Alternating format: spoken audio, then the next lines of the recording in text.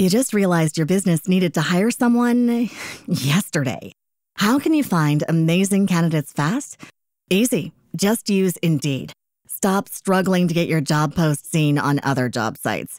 With Indeed sponsored jobs, your post jumps to the top of the page for your relevant candidates, so you can reach the people you want faster. According to Indeed data, sponsored jobs posted directly on Indeed have 45% more applications than non-sponsored jobs.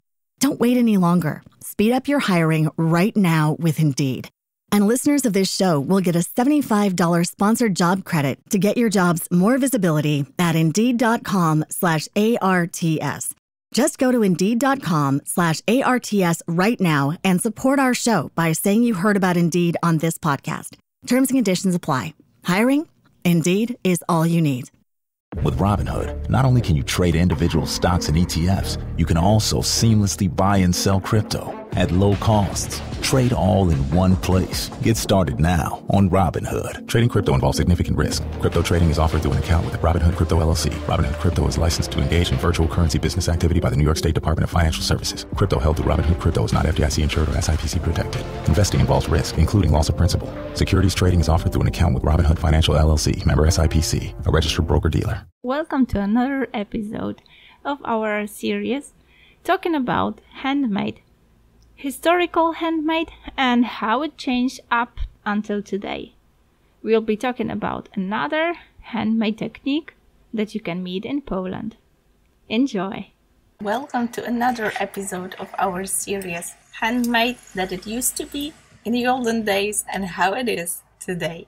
And today I'll bring you a conversation between Justyna and Magda. It's close to my heart because both of them are members of our association Oplotki. Therefore, I won't go any further into this introducing the idea. I'll just jump into the straight interview. So, Magda. Who is Magda? Well, Magda, she's been living in Hague in the Netherlands for over 9 years. And she admitted that she sees herself as a craftswoman with a passion for the history of craftsmanship. As a creative person, she doesn't have a favorite field of craftsmanship. She thinks she's more fascinated by the process of learning the technique itself and its history rather than staying in one technique only. She's obviously the member of our association, and it's remotely, connected, this idea. With the association, she has the common idea, like this common goal of popularizing handcrafting, and she admitted that she's very inspired. She's also a volunteer in Poland or Polskie Worowen in Segerbrook. Sorry for my pronunciation, and I'm not really good at Netherlands names. It's a group of women who help each other in exile. Today, at the day when she was recording this interview with Justyna, she's going to talk about lucetus, Bartko, slates, and knitting needles. Hope it sounds interesting. And today I'm going to provide you with this quick translation of this conversation. And obviously the whole episode in Polish you can find as a last episode underneath this very one. So last Monday was the Polish one, and today we're jumping into this English one. So, as you might think, it sounds like forgotten techniques. And Magda says that they are early medieval techniques, although they served our ancestors to make the things they needed throughout the Middle Ages. These are knitting things, all four of which she mentioned, and they are not very complicated to handle. She thinks that today everyone can sit back and knit what they need using these instruments. That's why those techniques are so fascinating. Okay, so what is this lucet thing? So in Poland we also call it knitting fork.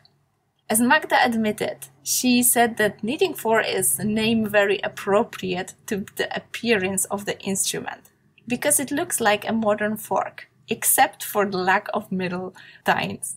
You can easily make it at home. You weave knitting wool around 2 tines on the sides and drag it in a very simple way to create a square string. It is quite resilient, very nice. Today, we have flat, round cords, and this one has such an original design. You just turn it on each side and it'll be square. And you might ask what that cord could be used for, right? So as Magda said, it could be used, for example, to tie around the waist on a dress. You could sew appliques on a dress or a neckline, right? You could also, for example, wear a hanging pouch or current purse, like a nowadays modern purse. So it was a very useful thing in the olden days as well. Another very useful knitting tool is bartko. It is a wooden slate with holes for the knitting wool. You have to put it through the holes and then in the right way to put it in those holes, and then additionally weave the wool back and forth similarly to how it's done on a heddle. The difference is that you need to use at least 4 of them to create a weaved product. Of course, you can use many more, but 4 is the minimum. They are square and have holes on both sides, through which you weave your thread. The difference between both instruments is that on the bartko, you can weave simple square patterns, more geometrical, and what you weave on a heddle comes with a diagonal pattern, a diamond-like, so to speak. And she said she must admit that heddles are more complicated for her. The bartko is easier to her, and she says it's easier to use, so if one wants to start learning how to weave, she would advise to use this one. Okay, so what was the made, of the bartko and the slates? So the bartko and slates were used to create selvages. A selvage is a narrow, colorful strip used mainly for tying around the waist, for sewing on the edges of dresses so they won't tear too quickly. However, if we typically talk about the Middle Ages, they had another use. They were to protect the person who wore them. The modern equivalent of a selvage will be haberdashery tape. When Magda was reading books about the selvages, she found very interesting applications. That selvages were used for tying up babies. And in one book, it was even written that a child placed straight was immobilized, wrapped with selvage, and was supposed to avoid rickets. She associated that with the modern baby wrapping techniques. So, as you might suspect, that also if baby slings or even babies wore those elements, selvages are also used in a folk costume till this very day. So they were popular, for everyday use, but they kind of were preserved to modern day as part of folk costume that we might see in museum. As Magda admitted, it depends on the region. What was in the early Middle Ages also goes on to our times. Certain elements as if they were preserved, like color, selection of cuts.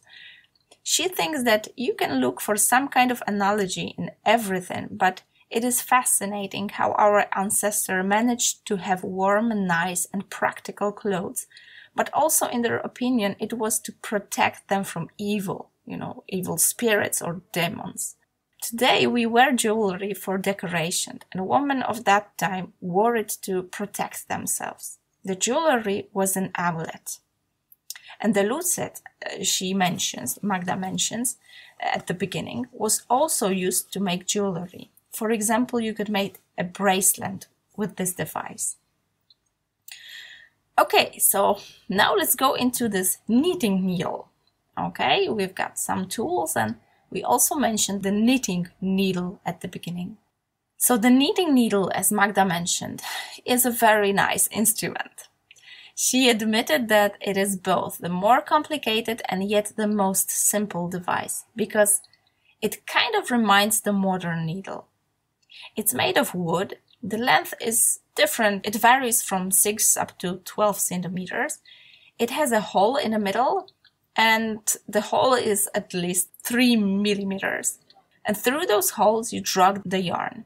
And with this, you make, for example, socks, gloves, or hats. Well, Magda admits that today in Poland, the weaving with a knitting needle has probably disappeared. And when she wanted to learn this way, she had to look for information in Swedish or Norwegian sources.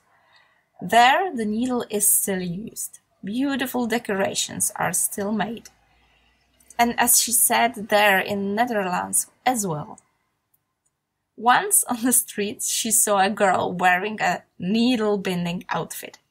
It was different from a crochet needle, so it caught her attention. The girl was fascinately dressed. She had a hat and gloves, and this weave is really quite different. So if you want to have something special, different from your neighbors, Magda especially encourages you to learn how to weave with a knitting needle. To start with, she recommends the simplest stitch called Oslo, so that you can take the first steps. And when asked, about the lucette often used nowadays, is it often used or not? She thinks, as Justina mentioned, that could be a tool for jewelry using gold or silver thread. Magda just admitted that you can do that, but she said that if someone makes soutache jewelry, those soutache threads would be a great base instead of wool. So if you take those threads and weave with them, you'll have a completely new original product made the old way. Okay, and are the lucette and forks in different sizes? Can the cord have a different width? As Magda said, it can. She has also seen a double-sided lucettes. If you don't want to have too many instruments, you can use the double-sided lucette, which is like two lucettes combined. On one side, it has a wider, and on the other, narrower tines. And it's very handy. If one feels like can make it at home, like it's so simple, then you can just, cut it in the middle, and then you have two of them. So you have a kind of, middle tines of a wooden fork, and there you have a device for a knitting tool. So it's really easy to make it on your own. So you can make cords of different width with wool of different thickness. As Magda admitted, there are two methods. One is that you can make a cord and sew this cord in the right way, while the other method may be a little more difficult, but effects are faster. You can make a kind of a base of the string, and then interlacing on the lucette, you can make a circle. So for example, if you want to make a coaster, you don't have to sew it because using this method of interlacing results with a coaster, a final product. This can be very interesting because it will probably look completely different from the crochet hook. And Magda admitted that those cup holders seem more stable to her. The square weave is constant, and such a coaster is more stable, or a basket won't bulge out. It will stand straight. It won't be just so loose as with a crochet yarn. And are those instruments used to reconstruct costumes? We talk about historical tools, so that question might be quite obvious, right? As Magda admitted, without this, it wouldn't have worked. So the reconstructors wouldn't have any way to recreate those olden outfits. She thinks that they have a very wide knowledge and are very willing to share it at the historical festivals. You can approach to ask and touch. It is a very nice handicraft historical experience. She must also say that today it is possible to weave a pendant or a wall decoration using Bartko. If someone wants to decorate their apartment in such a way, because we are constantly talking about, selvage, while Bartko also has its different width. So this fabric woven with Bartko can also be very, very wide. And are the colors and patterns also historical? Or can you design your pattern like this? As Magda said, she thinks those are like slightly limited possibilities when it comes to the pattern, because Bartko gives a simple weave of, grills. other patterns with dominant vertical lines, while the slates, well, this is more of a diagonal weave, only limits us to these two ways of weaving. But the colors, however, the choice of yarn and the material today is almost unlimited. So we can also use linen threads and weave linen into it, as well as acrylic, anything you can think of. So not only, flax and cotton were mostly used. Mostly in the olden days, the wool was in use. But now we've got a way broader selection of those materials. So Magda was really flattered with this opportunity to talk about the story of Lucet, of Bartko. And I hope that there will be still a chance to introduce her works and her insights into those olden techniques. So for that, I warmly encourage you to visit our Facebook page or blog and listen and even see some more. It's obviously even easier to grasp the idea of those techniques on the pictures. So I gladly introduce you to way more that we have about those techniques in the olden days and today in Magda's interpretation on our website. So see you in the next episode. You just realized your business needed to hire someone yesterday. How can you find amazing candidates fast? Easy. Just use Indeed. Stop struggling to get your job post seen on other job sites. With Indeed sponsored jobs, your post jumps to the top of the page for your relevant candidates, so you can reach the people you want faster. According to Indeed data, sponsored jobs posted directly on Indeed have 45% more applications than non-sponsored jobs.